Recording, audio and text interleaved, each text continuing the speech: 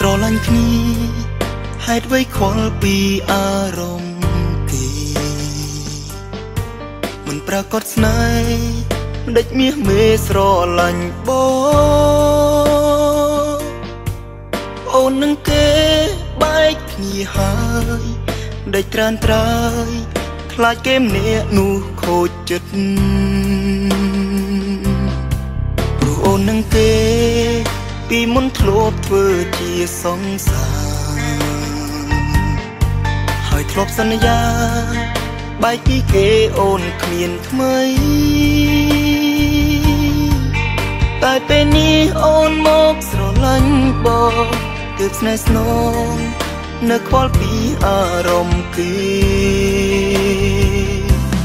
បែកពីអូនគេ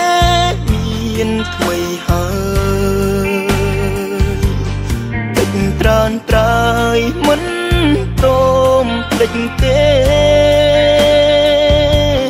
ព្រោះតែមនុស្សដំបង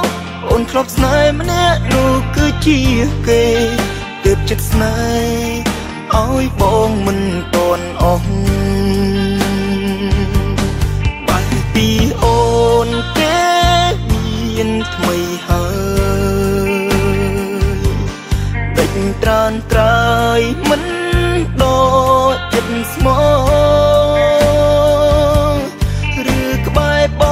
ងតែកាយចិត្តត្រានត្រើយផ្ញើទុកទេទាំងអកុំទ្រាំស្មោះបើចិត្តអូននឹងតែស្រឡាញ់គេ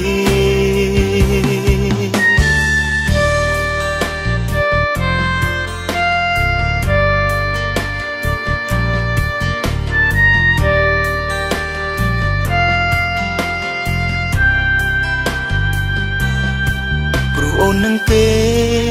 ពីមុនធ្លាប់ធ្វើជាសង្សារហើយធ្លាប់សន្យាបែកពីគេអូនគ្មានថ្មីតែពេលនេះអូនមកស្រឡាញ់បងទើបស្នេហ៍ស្នងនៅខ្វល់ពីអារម្មណ៍គេបែកពីអូនគេមានថ្មីហើយ